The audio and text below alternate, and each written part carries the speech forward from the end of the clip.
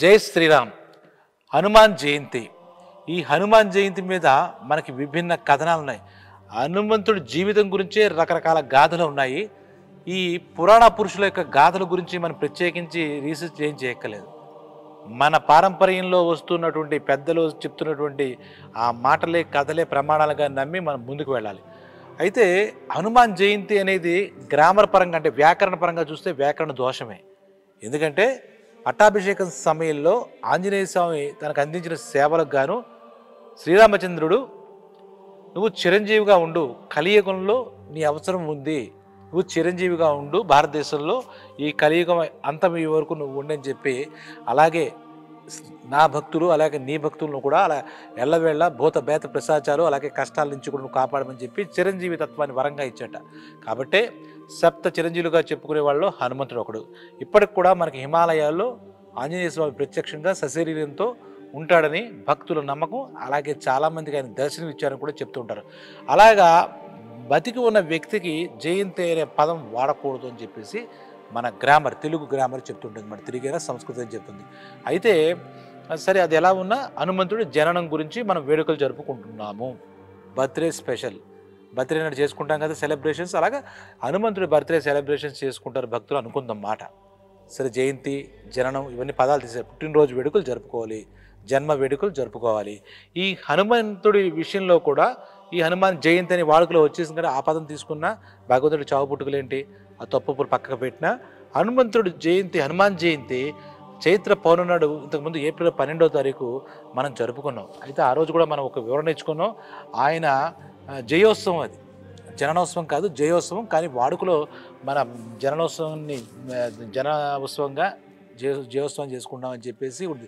దానికి కూడా ఒక కథనం చెప్పుకుంటే సుందరాకాండలో తీసుకుంటే వాల్మీకి రచించిన సుందరాకాండలో హనుమంతుడు మొత్తం అలా సీతాన్వేషణకు వెళ్ళాడు. లంక అంతా అన్వేషిస్తూ సీతమ్మ జాడ కనుక ఒక మంగళవారం పొద్దున్న అమ్మవారితో అంటే సీతమ్మ తల్లితో మాట్లాడి ఆనందపడి రాముడిచ్చిన అంగుళీయగానికి ఆవిడకిచ్చి ఆవిడికి అనునయ వాక్యాలు చెప్పి మొత్తం మీద ఆ రోజు హనుమంతుడు మంగళవారం ఆ రోజు సీతమ్మని తల్లి కలిసి చెప్పినటువంటి ఈ సంఘటన గుర్తుగా ఒక జయోత్సవంగా జరుపుకుంటారని చెప్పుకున్నాము. హనుమంతుడు సీతమ్మ తల్లి కలిసి ఆ రకంగా చెప్పుకున్నాం. కాబట్టి ఆ రోజు చైత్ర మాసం పౌర్ణమి రోజు, చిత్తా నక్షత్రం ఆ రోజు, అది వాల్మీకి రామాయణం రచించిన దాంట్లో అలా మొత్తం వివరంగా చెప్పారని చెప్పి కూడా మనకి తెలుస్తోంది. ఆ రోజు జరుపుకునే దాన్ని ఒక వేడుకగా, దానికి ఇంకా 2-3 కథలు కూడా ఉన్నాయి. ఈ సందర్భంగా కూడా హనుమంతుడు రాములు వారిని కలిసిన సందర్భం కూడా అదే రోజు, అలా రకరకాలు చెప్పుకున్న అది హనుమంత్ జయంతిగా జరుపుకుంటారు చాలా చోట్ల. ఇక వాస్తవంగా అయితే ఆయన జన్మదినం ఎప్పుడు అంటే, ఆయన హనుమంతుడి గురించి ప్రత్యేకించి చాలా పురాణాల్లో చాలా రకాలుగా గాథలు ఉన్నప్పటికీ ఆయనకి ప్రత్యక్షంగా ఆయన గురించి చెప్పుకోవాల్సిన విషయాలు లేకుండా పరాశర సంహితలో ఆయన గురించి వాస్తవాలు చాలా ఉన్నాయని చెప్పేసి పెద్దలు చెప్తుంటారు అన్నమాట. పరాశర సంహిత ఆ పుస్తకంలో ఆంజనేయ స్వామి గురించి చాలా విషయాలు వాస్తవాలు ఉన్నాయని చెప్తారు. ఆ పరాశర సంహిత గురించి చెప్పుకుంటే హనుమంతుడు అంజనాదేవి కేసరి అనే దంపతులకు ఈ వైశాఖ మాసంలో ఈ బహుళపక్షంలో దశమి నాడు పూర్వాభాద్ర నక్షత్రం ఉండగా ఆయన జన్మించాడని చెప్పేసి కథ అన్నమాట. అంటే హనుమంతుడి జన్మదినం వాస్తవంగా మాట్లాడుకుంటే పుట్టినరోజు వైశాఖ మాసం, ఆయన పుట్టినరోజు మనం జరుపుకోవాలి, ఆయన జన్మ వేడుకలు మనం చేసుకోవాలి. వైశాఖ మాసం అది మే నెలాఖరులో వస్తుంది. ఏప్రిల్ మొదట్లో ఈ చైత్ర మాసం అంటే శ్రీరామనవమికి 4 రోజుల తర్వాత ఈ పౌర్ణమి వచ్చింది. నవమి తర్వాత పౌర్ణమి వస్తుంది కదా, 5-6 రోజులకి. అప్పుడు జయోత్సవంగా జరుపుకుంటే ఇప్పుడు వైశాఖ మాసంలో బహుళపక్షంలో దశమి నాడు పూర్వభాద్ర నక్షత్రంలో మనం హనుమంతుడి యొక్క జన్మదిన వేడుకలు ఘనంగా హనుమాన్ భక్తులంతా జరుపుకోవాలనేది మనకి పురాణ వాక్యం. పరాశర సంహిత ప్రకారం కూడా అదే ఉందన్నమాట. అయితే ఆయన జనన విశేషం ఏంటి, దీనికి కూడా చెప్తాం కదా. హనుమంతుడి జనన విషయంలో అనేక కథలు, అనేక రామాయణాల్లో కానీ అనేక పురాణాల్లో కానీ కొన్ని రకరకాలుగా వైవిధ్యభరితంగానే ఉన్నాయని చెప్పాలి. అయితే మనం ప్రధానంగా తీసుకుంటే ఒక కథ, అంజనాదేవి అనేది బ్రహ్మ యొక్క ఆస్థానంలో ఒక అప్సరట. అంజనాదేవి అంటే ఆంజనేయ స్వామి జన్మనిచ్చినటువంటి తల్లి అంజన అంతకుముందు ఇక్కడ బ్రహ్మాసలు పుంజిక స్థల అని చెప్పి ఒక అప్సరసట. ఆ అప్సరస చేసినటువంటి ఒక పొరపాటు వల్ల ఆవిడ వానర జాతిలో జన్మించింది. ఎందుకంటే దానికి ఆవిడకి ఒక శాపం వచ్చింది. ఆ అప్సరస రూపంలో ఉన్నప్పుడు అంజనాదేవి ఒక ముని కాళ్ళు చేతులు ముడుచుకుని ఒక వానర రూపంలో ఉన్నట్టుగా బాగా పండ్లు ముసలైన వాడు తపస్సు చేసుకుంటున్నట్టు ఆయన. ఈవిడికి తెలియక చిన్న వయసులో చేసిన తప్పుల వల్ల ఆ ముని మీద ఏదో పళ్ళు ఏదో విసిందట. చూసేసరికి ఇలాగా కోతిలాగా ఉన్నాడని చెప్పేసి ఈ అప్సరస పుంజిక స్థల అనే అప్సరస ఆవిడకి వెంటనే ఆయన కోపం వచ్చింది. కళ్ళు తీర్చాడు మునికి. నన్ను డిస్టర్బ్ చేస్తావా, నా తపస్సు భంగం చేస్తావని ఆయన ఆలోచించి నువ్వు వానర స్త్రీగా భూలోకంలో జన్మించు అని చెప్పేసి ఆ పుంజిక స్థల ఆ అప్సరస్ని శపించాడు. అప్పుడు ఆవిడ పొరపాటు జరిగిపోయిందని గ్రహించి ఆ మునిని కాళ్ళ వేడపడి శాప విమోచనం చెప్పండి, నేను తెలియక చేశాను, అవివేకం చేశాను, అజ్ఞానంగా చేసినప్పుడు సరే నువ్వు భూమి మీద వెళ్ళిన తర్వాత నువ్వు ఒక వ్యక్తి ప్రేమలో పడతావు, ఆ వ్యక్తిని పెళ్లి చేసుకుంటావు, మీ ఇద్దరికి ఒక శివాంశ సంభూతుడిని ఒక కొడుకు పుట్టాలి, ఆ పుట్టినప్పుడు మాత్రమే నువ్వు నీ శాప విమోచన వెళ్ళి మళ్ళీ నువ్వు ఈ ఊర్ధ్వలోకానికి బ్రహ్మలోకానికి వచ్చేస్తావు అని చెప్పేసి ఆ ముని ఎవరైతే శాపం ఇచ్చాడో ఆ శాపం ఇచ్చాడట. దానివల్ల ఆ పుంజిక స్థల అనే అప్సరస భూలోకంలో అంజన అనే ఒక వానర స్త్రీగా జన్మించిందట. ఆ వానర స్త్రీగా జన్మించి అలాగా ఆవిడికి కొన్ని గుర్తుంటూ ఉంటే ఒక 12 ఏళ్ల పాటు శివుడి గురించి, అంటే శివ సంభూతుడైనటువంటి కొడుకు పుట్టినప్పుడు మాత్రమే శాప విమోచనం జరుగుతుంది. సో ఆ అంజన ఏం చేస్తుంటే 12 ఏళ్ల పాటు తపస్సు చేసినట్టుగా పురాణాల్లో ఉంది. తర్వాత ఒకరోజు మంచి యవ్వనంలో ఉన్నప్పుడు అంజనాదేవి అలా చూస్తున్నప్పుడు ఒక అందమైన యువకుడు కనపడ్డాడు. వాడిని మొదటి చూపులోనే ఆవిడలో ప్రేమ కలిగిన చూసేసరికి అతని దగ్గరికి వెళ్ళిన తర్వాత అతని పేరు కేసరి. సుమేరు అనే పర్వత ప్రాంతంలో ఆయన సుమేరు ఆ దేశానికి ఆయన మహారాజు కేసరి. ఆ కేసరిని చూసినట్టే ఈ వానర స్త్రీ మనసు పారేసుకుంది, ప్రేమలో పడింది. ఇదంతా మునిగారు ఇచ్చిన శాపం ప్రకారం జరుగుతోంది. ఇక్కడ తీరా చూస్తే ఆ కేసరి ఈవిడ దగ్గరకు వచ్చేసి సరిగ్గా వానర స్త్రీ చూశాడు కదా, ఆయన కూడా వానర రూపం ధరించాట ఆ కేసరి. అంటే ఆయన కథలోకి వెళ్తే ఆయనకి ఇచ్ఛానుసారం, అంటే ఆయన ఇష్టం వచ్చినట్టుగా అవసరమైనప్పుడు వానరుడుగా లేదంటే నరుడుగా అంటే మనిషిగా కూడా రూపాంతరం చెందే శక్తి ఆ కేసరి అనే రాజుకు ఉంది. ఆయన వెంటనే వానర స్త్రీ అయినటువంటి అంజనాదేవిని చూసి మోహించి నేను పెళ్లి చేసుకోవాలనుకుంటున్నాను, నేను కూడా ఇలాగ అంటే ఆయన ఒక శక్తిని చూసి ఇలా రాజునని పరిచయం చేసుకున్న తర్వాత ఇద్దరూ కలిసి వివాహం చేసుకుని, ఒకటి ప్రేమ పడింది, రెండోది ఆయన చెప్పినట్టు కండిషన్స్ మునిచిన శాపం కండిషన్స్ అన్నీ అలా పడిందట అక్కడ. ఆ పడిన వెంటనే ఆ కేసరికి ఈ అంజనాదేవికి బాగా ఈ ప్రణయం అన్నీ కుదిరిన తర్వాత ఆ శివుడు గురించి తపశక్తి కూడా ఉంది. ఇంకా శివుడు వచ్చి శివాంశ సంభూతుడు ఈ కడుపులో పడాలి అంతే. అది ఒకటి దానికోసం వెయిటింగ్. దీనికి ఇంకొక కథ ఏం చెప్తారంటే, అక్కడ అయోధ్యలో దశరథుడికి 3 భార్యలు, కౌసల్య, సుమిత్ర, కైకేయి. ఈ విషయం మనకు తెలిసిందే. వాళ్ళకి సంతానం లేకపోతే ఈ దశరథుడు పుత్రకామేష్టి యాగం చేస్తాడు. పుత్రకామేష్టి యాగం చేస్తే అందులోంచి ఆ యజ్ఞకుండంలోంచి ఒక అగ్నిదేవుడు వచ్చి ఒక పవిత్రమైనటువంటి ఒక కుండలాంటిది ఇచ్చి పాయసం ఇస్తాడు. పవిత్ర పాయసం అనుకోవచ్చు. ఆ ఘటం ఇచ్చేసరికి ఈ దశరథుడు ఏం చేస్తాడంటే 3 భార్యల్లో ఒక భాగం పెద్ద ఆవిడకి ఇచ్చి, రెండో భాగం కైకేయికి ఇచ్చి, మిగిలిన భాగం అంతా కూడా సుమిత్రకి ఇస్తారని మన కథనం.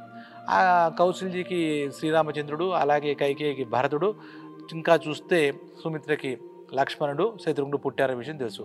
అలా పవిత్ర పాయసం సంబంధించి అందరికీ సమానంగా చేసి కుండల్లో వేసి ఇచ్చినప్పుడు ఆ కౌశల్య తాగినటువంటి భాండం ఉంది కదా, ఆ పాత్ర పవిత్ర పాయసం కొంత ఉండగా ఒక గాలిపటం అంటారు వాడుకలు, ఒక పక్షి లాంటి ఒక గాలిపటం వచ్చి కౌశల్య దగ్గర ఉన్నటువంటి ఆ మిగిలిన కొంచెం పాయసం ఉంది కదా, ఆ పాయసం కాస్త ఆ పాయసం కూడానే ఆ గాలిపటం అంటే ఆ పక్షి రూపంలో ఉన్న ఆ గాలిపటం ఎత్తుకు ఎగిరిపోయిందట. అలా ఎగిరిపోతూ ఇక్కడ ఎక్కడైతే అంజనాదేవి అడవిలో తపస్సు చేసుకుంటుందో అక్కడ ఈ కొండ కాస్త ఆవిడ చేతిలో వేసేద్దామని గాలిపటం చూసేసరికి ఈలోకి అది కింద పడిపోతున్న సమయంలో వాయుదేవుడికి, మన పరమేశ్వరుడు మహాదేవుడు వాయుదేవుడికి ఒక మాట చెప్తాట.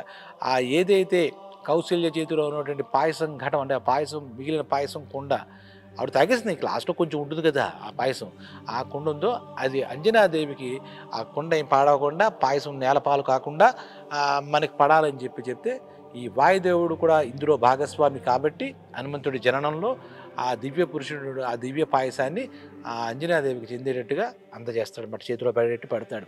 అప్పుడు ఆ అంజనాదేవి ఇది శివప్రసాదంగా మహాప్రసాదంగా భావించి అక్కడ ఆ కౌసల్య తాగగా మిగిలిన పాయసాన్ని ఈ వాయుదేవుడు అందించగా తనకు ఆనందపడి ఇది శివప్రసాదంగా మహాదేవుడి ప్రసాదంగా భావించి అది తాగిందట. ఆ తాగిన వెంటనే మహాశివుడి అంశతో శివ సంభూతుడిగా మన హీరో హనుమంతుడు ఆవిడ కడుపులో పడ్డాడు. దాంతో ఇప్పుడు ఇంతకుముందు ఆ ముని చెప్పాం కదా, ఆ ముని చెప్పినటువంటి శాప విమోచనానికి పూర్తిగా శాప విమోచన అవ్వడానికి ఆ కండిషన్ని ఫుల్ఫిల్ అయ్యాయన్నమాట. అక్కడ ఆ పూర్వభద్ర నక్షత్ర యుక్తంలో వైశాఖ మాసంలో ఆయనకి జన్మనిచ్చింది అన్నమాట. ఇందాక చెప్పుకున్నట్టు బహుళ దశమి నాడు ఆవిడ ఇచ్చింది. ఆ విధంగా ఆయనకి హనుమంతుడి యొక్క జననం జరిగిందనమాట. ఇది మ్యాక్సిమం పరాశర సంహితలో ఈ విషయాన్ని ప్రస్తావించారు. దీని వెనకాల ఈ కథ చెప్పారు. ఈ ఈ కుండలో పాయసం ఆ వాయుదేవుడికి అందించిన ఇవన్నీ చాలామందికి తెలియపోయినప్పటికీ హనుమంతుడి జననం గురించి అలాగే హనుమంతుడి జీవితం గురించి విభిన్న కథనాలు వైవిధ్యమైన కథలు ఉన్నాయి. హనుమంతుడు శక్తిమంతుడు ఇంతకు ముందు చెప్పినట్టుగా పురాణ పురుషుడి గురించి అవతార పురుషుడి గురించి వాళ్ళ జనన విషయంలో మనం ఎక్కువగా తీయకూడదనేది శాస్త్రవచనం అన్నమాట. ఎక్కువ పరిశోధన అవసరం లేదు. ఆ మహానుభావుల గురించి జానపదుల్లో ఒకటి పురాణాల్లో ఒకటి ఉన్నాయి. వాటిని ఒక తాటి మీద తీసుకురావాల్సిన అవసరం లేదు. వాళ్ళ శక్తి స్వరూపులు కాబట్టి ఒక అవతారం వాళ్ళ భూమి మీదకి వచ్చినప్పుడు శ్రీరామచంద్రుడు విష్ణు సంభూతుడైతే విష్ణు అవతారం అయితే ఈ మన హనుమంతుడు శ్రీరామచంద్రుడికి దాసుడుగా బంటుగా ఉన్నటువంటి హనుమంతుడు శివాంశ సంభూతుడిగా మనం అర్థం చేసుకోవాలి. ఆ విధంగా హనుమంతుడి యొక్క జననం ఆ రోజు జరిగింది కాబట్టి ఖచ్చితంగా ఆయన జన్మ వేడుకలు పుట్టినరోజు వేడుకలు ఇందాక మనం అనుకున్నట్టుగా వాడుకలో జయంతి అనే పద్ధతిలో అందరి నోళ్ళల్లో వచ్చేసింది కాబట్టి దాని గురించి పెద్ద ప్రత్యేకించి కాకపోయినా హనుమంతుడి యొక్క జన్మ వేడుకలు అదే ఇప్పుడు మనం అనుకున్నట్టు హనుమాన్ జయంతి నాడు అంటే ఈ వైశాఖ మాసంలో చేసుకోవడం ఎంతైనా శ్రేష్టదాయకమని శాస్త్రవచనాలు చెప్తున్నాయి, శాస్త్రకారులు చెప్తున్నారు, పురాణ పురుషులు చెప్తున్నారు. ఇక ఈ హనుమంతుడు మన గురించి మాట్లాడిన ఆయన ఇప్పుడు మన కలియుగంలో చిరంజీవిగా హిమాలయాల్లో ఉంటాడని మనం ఇందాక చెప్పుకున్నాం కాబట్టి ఆయన భక్తజన సులభుడు. భక్తులు ఏదైనా కార్యాలు కార్యసిద్ధి కావాలంటే ఈ హనుమంతుడు, ఎందుకంటే ఆయన రకరకాల రూపాల్లో చాలామందికి దర్శనం కూడా ఈ కలియుగంలో ఈ రోజుల్లో కూడా ఇచ్చినట్టుగా అలాగే తులసీదాసు లాంటి భక్తులు కూడా ఇచ్చినట్టుగా మనకు కనబడుతుంది. అలా చాలా చోట స్వయంభూగా ఆయన వచ్చి అక్కడ ఉంటున్నట్టుగా కూడా మనకి ఎన్నో ఉదాహరణలు ఉన్నాయి. సాధారణంగా ఆయన గురించి మనం తెలుసుకుంటూ ఉంటాం. ఇక్కడ మాట్లాడుకుంటే ఈరోజు ఇప్పుడు మనకి ఈ మే 22, 2025 సంవత్సరంలో హనుమత్ జయంతి వేడుకలు అంటే హనుమాన్ జన్మోత్సవాలు పుట్టినరోజు వేడుకలు భక్తులంతా చాలా ఘనంగా జరుపుకుంటారు అన్నమాట. అయితే ఇక్కడ ఈ హనుమంతుడి జన్మ వేడుకల్లో మనం ఏం చేయాలి, ఆయన అనుగ్రహం సంపూర్ణంగా పొందాలంటే ఎటువంటి కార్యక్రమాలు చేయాలి, ఏ పనులు చేయాలనేది చాలామందికి చాలా సందేహాలు ఉంటాయి. అయితే ప్రత్యేకించి శాస్త్రవచనాలు చెప్పి ఆలోచిస్తే కనుక హనుమాన్ జయంతి నాడు అంటే హనుమాన్ జన్మదిన వేడుకల సందర్భంగా ఈ వైశాఖ బహుళ దశమి నాడు జరుపుకోవాలని ఖచ్చితంగా చెప్పుకోవచ్చు. ఆ విషయంలో ఇంతకుముందు చైత్రమాసంలో జయోత్సవం కాబట్టి అది కూడా జరుపుకోవచ్చు. చాలామంది హనుమానుడు శోభాయాత్రలు జరుపుకుంటారు, ఆనందిస్తారు, హనుమంతుడితో పాటు ఊరేగిస్తారు. అవన్నీ చైత్రమాసం వేడుకలు. ఇప్పుడు వైశాఖ మాసంలో జన్మదిన వేడుకల్లో భాగంగా ప్రతి భక్తుడు హనుమత్ భక్తుడు మన హనుమంతుడి ఆలయానికి వెళ్ళి ప్రతి ఊరిలో ప్రతి గ్రామంలో భారతదేశంలో రామాలయాలు ఎలాగుంటాయో హనుమంతుడి ఆలయం కూడా ఖచ్చితంగా ఉండి తీరుతుంది. కాబట్టి హనుమంతుడి యొక్క ఆలయానికి వెళ్ళి హనుమాన్ చాలీసా అని తులసీదాసు విరచితమైనటువంటి హనుమాన్ చాలీసా అని ఒక మహత్తరమైనటువంటి ఒక స్తోత్రం ఉంటుంది. అది 11 సార్లు కానీ 27 సార్లు కానీ అలాగే 54 సార్లు కానీ 108 సార్లు కానీ చదువుకుంటే స్మరించుకుంటూ ఆయన భక్తజన సులభుడు అనుకుంటాం కాబట్టి హనుమాన్ భక్తులందరికీ ఆయన సంపూర్ణ అనుగ్రహం ఉంటుంది. వాళ్ళు కోరుకున్నటువంటి కార్యాలన్నీ సిద్ధి పొందుతాయి. అలాగే ఏదైనా కారణంలో వాళ్ళకి శత్రువు ఏర్పడితే ఆ శత్రు శేషం కూడా లేకుండా శత్రు భయం కూడా పోతుంది. వాళ్ళకు కోరుకున్నటువంటి కామ్యాలన్నీ పర్టికులర్గా ప్రతిరోజు చేస్తే గొడవే లేదు. హనుమాన్ జయంతి అలాగే ఆయన గురించి అద్భుతంగా వాల్మీకి రచించిన సుందరకాండ పారాయణం కూడా ఆ రోజు చేసుకుంటే మంచిది. ప్రత్యేకించి ఈ హనుమాన్ జన్మ వేడుక సందర్భంగా ఇప్పుడు వైశాఖ మాసంలో బహుళపక్షంలో దశమి నాడు అని చెప్పబడింది అనమాట. అలాగే ఆయన గురించి చెప్తే శని భగవానుడు హనుమంతుడి కంట్రోల్లో ఉంటాడు. అలాగే శనిగ్రహ బాధలతో బాధపడేవాళ్ళు అష్టమ శని అర్ధాష్టమ శని ఏలినాడు శని లాంటి వాళ్ళు బాధపడేవాళ్ళు కూడా హనుమంతుడి అండర్లో ఉంటాడు, హనుమంతుడి కింద ఉంటాడు. కాబట్టి హనుమంతుడు కూడా ఆ శని పైన ఉంటుంది కాబట్టి శనితో బాధపడుతున్న వాళ్ళు ఎవరైనా కూడా హనుమంతుడిని ఆ రోజు వేడుకుంటే ఆ హనుమంతుడి యొక్క ఆశీస్సుల వల్ల ఆయన అనుగ్రహం వల్ల శని ప్రభావంలో వచ్చే కష్టాలు ఇబ్బందులు ఇవన్నీ కూడా తొలగిపోతాయి.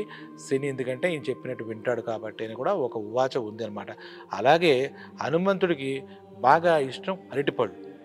కాబట్టి హనుమాన్ ఈ జయంతి నాడు అంటే హనుమాన్ జన్మదినం నాడు కంపల్సరీగా అరటిపళ్ళు ఆయనకి నివేదన చేయడం అనేది. అలాగే హనుమంతుడికి తమలపాకులు అంటే చాలా చాలా చాలా ఇష్టం అన్నమాట.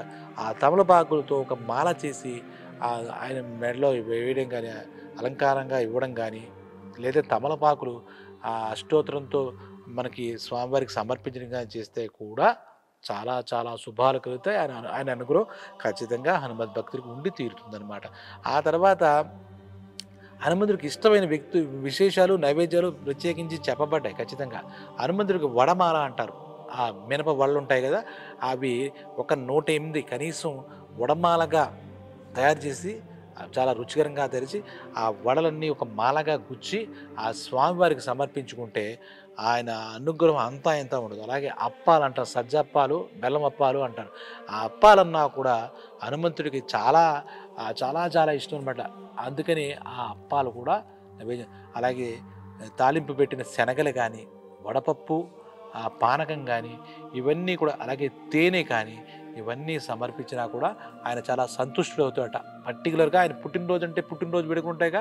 మనం కూడా మన పుట్టినరోజు నాడు కేక్ కట్ చేయడమో, ఇంకోటి చేయడమో, మనకి ఇష్టమైనటువంటి ఆ పిండి వంటలు చేయించుకొని తినడమో, అందరికీ పంచిపెట్టడం చేద్దాం. అలాగే హనుమంతుడి జన్మదిన వేడుకలో ఆయనకి ఇష్టమైనటువంటి ఇవన్నీ నైవేద్యాలు కూడా సమర్పిస్తే సంపూర్ణంగా ఆయన చాలా సులభంగా మనల్ని కరుణిస్తాడు. ఆయన కృపా కటాక్షం మన మీద కురిపిస్తాడనమాట. అలాగే హనుమాన్ జయంతి ఇందాక చెప్పకుండా హనుమాన్ చాలీసా ఖచ్చితంగా పారాయణం చేసుకుంటే చాలా అద్భుతమైనటువంటి ప్రయోజనాలు ఉంటాయి. ఇదందరూ కూడా భక్తుల అనుభవాల్లో ఉన్నవే. అలాగే సుందరాకాండ కూడా కనీసం కొన్ని మన సర్గలైన పారాయణం చేయడం ఆ రోజు ఎంతైనా విశేషం. ఇంకా ఏంటంటే హనుమంతుడి విషయంలో ప్రదక్షిణాలకు కూడా ఒక ప్రత్యేకమైనటువంటి ఇది విలువ ఉంటుంది, ఫలితం ఉంటుందన్నమాట. మామూలుగా ప్రతి దేవాలయంలో ఏ దేవీ తల్లికైనా 3 ప్రదక్షిణాలు చేస్తే ఈయనకి కనీసం 5 ప్రదక్షిణాలు చేయాలని కూడా వచనం చెప్తుంది, శాస్త్రవచనం చెప్తుంది. ఆయనకి స్తోత్రాలు చదువుతుంటేనే, లేదంటే ఆయనకి చాలా ఇష్టమైనటువంటి ఆ రాముడి యొక్క స్తోత్రాలు కానీ, జై శ్రీరామ్ అని, శ్రీరామ జయ రామ జయ రామ అని అలా ప్రదక్షిణాలు 5 నుంచి మనకు ఓపికనంత 11 చేయొచ్చు, 16 చేయొచ్చు, 21 చేయొచ్చు, 27, 54, 108 అలాగే ఆయన ప్రదక్షిణాలు చేస్తూ ఉంటే ఆయన చుట్టూ ప్రదక్షిణ చేస్తే ఆయన చాలా ఆనందపడతాడు, సంతుష్టుడవుతాడు. వెంటనే అడిగిన తడివే ఆయన మన కోరిన వరాలు ఇస్తాడని చెప్పేసి కూడా భక్తుల నమ్మకం. అలాగే పురాణ వచనం అన్నమాట. ఇక ఇలా చెప్పుకుంటూ పోతే హనుమంతుడు మనకి ఏం చేస్తాడు, ఎలా చేస్తాడు, ఇంకోటి ఆయనకి సింధూరం చాలా ఇష్టం.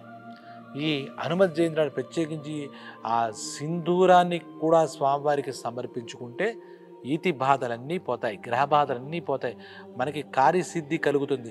అందుకే చూస్తుంటే కనుక మనం చాలా చోట్ల చూస్తుంటే హనుమాన్ రకరకాల రూపాలు ఉంటాడు. కార్యసిద్ధి హనుమ, పంచముఖ హనుమ, అభయాంజనేయుడు, వీరాంజనేయుడు ఈ రకంగా ఉంటాయన్నమాట. మన కార్యసిద్ధి కలగాలంటే అష్టసిద్ధులు కలిగిన వాడు ఆయన వల్లే అవుతుంది.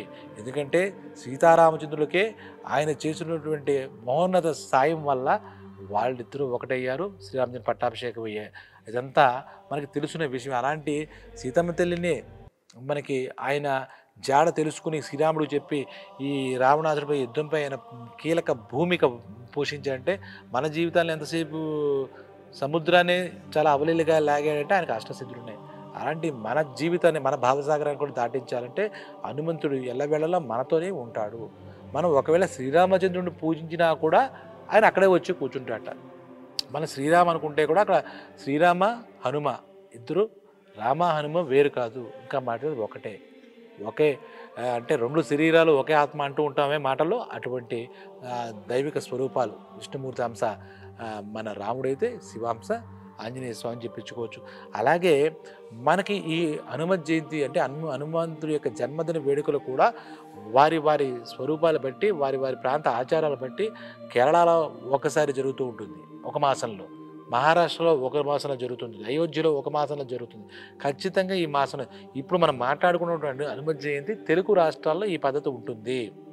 ప్రత్యేకించి చైత్ర పూర్ణిమ నాడు జయోత్సవాన్ని మన తెలంగాణ రాష్ట్రంలో జరుపుకోవడం మనం చూస్తూ ఉంటాం. కాబట్టి 2 రకాలుగా ఉండదు. హనుమత్ జయంతి హనుమత్ జన్మ జరిగింది జన్మకాలం ఈ వైశాఖ మాసమే. అంటే ఈ సంవత్సరం మే 22 వస్తుందో దాన్నే హనుమత్ జయంతిగా అంటే హనుమంతుడి జన్మ వేడుకలు జరుపుకునే విధంగా మనమందరం చేసుకోవాలి. ఇక శాస్త్రంలో చెప్పిన విషయమే హనుమంతుడి యొక్క మనకి ఒక దీక్ష ఉంటుంది. హనుమాన్ దీక్ష కూడా అది సుమారు 11 రోజులు, 21 రోజులు, 41 రోజులు వాళ్ళ కామ్యాన్ని, వాళ్ళ కోరికని దృష్టిలో పెట్టుకుని కాషాయపు రంగులు ధరించుకుని ఏకభుక్తం కింద పడుకుని మిగిలిన దీక్షల్లాగే చేసి ప్రతిరోజు హనుమంతుడి యొక్క స్తోత్ర పారాయణాలతో ఆయన పూజిస్తూ నియమాలు పాటిస్తూ చేస్తూ ఉంటారు. అది చాలామంది ఇక్కడ ఈ తెలంగాణ ప్రాంతంలో కానీ ఆంధ్ర ప్రాంతం కానీ ఇందాక చెప్పుకున్నటువంటి హనుమాన్ జయోత్సవం అనేటువంటి చైత్ర మాస పూర్ణిమ నాడు ఆ రోజు మొదలుపెట్టి ఆ దీక్ష ఇప్పుడు ఈ వైశాఖ మాసం యొక్క బహుళపక్షం ఇప్పుడు హనుమంతుడి జన్మదినం అంటున్నాం కదా, పుట్టినరోజున ఆ రోజు దాకా 41 రోజుల పాటు ఆ దీక్షని చేసి ఆ రోజు అంటే రేపు వచ్చినటువంటి హనుమాన్ జన్మదినం పుట్టినరోజు నాడు ఆ దీక్ష విరమిస్తారనమాట.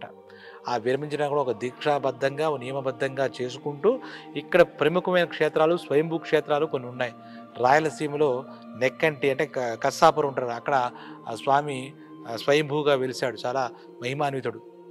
ఆయన దగ్గర కానీ ఈ దీక్షలు అయితే ఇక్కడ తెలంగాణలో కొండగొట్టు హనుమన్న అంజన్న ఉంటాడు, అక్కడికి కానీ ఆ ప్రత్యేక దేవాలయాలుగా ఈ దీక్ష చేసుకుని హనుమాన్ భక్తులు ఈ 41 రోజులు కానీ 21 రోజులు 11 రోజులు కానీ ఆ దీక్ష చేబూని ఆఖరికి అక్కడికి వెళ్ళి స్వామివారికి వాళ్ళు అనుకున్నటువంటి ముడుపులు అలాగే నైవేద్యాలు సమర్పించి ఆ స్వామి యొక్క అనుగ్రహం సంపూర్ణంగా పొందుతారన్నమాట. కాబట్టి అదే రోజున ఏంటంటే ఆంజనేయ స్వామి హనుమాన్ చాలీస చదువుకోవాలని చెప్పాం. హనుమాన్ దండకం కానీ సుందరాకాండ కానీ అలాగే ఆ కార్యసిద్ధి కోసం ప్రత్యేకించి కొన్ని మంత్రాలు కూడా ఉంటాయి, కొన్ని శ్లోకాలు కూడా ఉంటాయి. అవి కూడా చేసుకుంటే మన యొక్క భక్తుల శోకం నివారిస్తుందన్నమాట. ఆ శ్లోకాలు హనుమంతుడి మనస్ఫూర్తిగా భక్తి శ్రద్ధలతో మనం కనుక చేసుకుంటే మన ఆ శ్లోకాలు చదువుకుంటా హనుమంతుడి కృప సంపూర్ణంగా మనకు కలుగుతుంది.